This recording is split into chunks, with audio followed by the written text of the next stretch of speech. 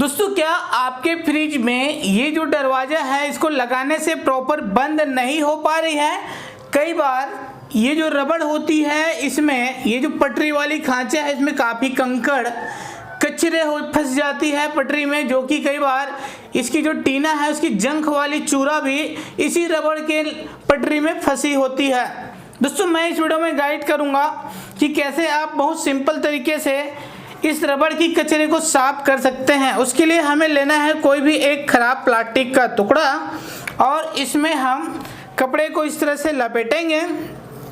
ये देखिए हम कपड़े को लपेट लिए। अब इसके बाद ये जो टुकड़ा है इसको हम ये रबड़ की जो पटरी बनी है इसमें इस तरह से बिल्कुल ऐसे चलाएंगे।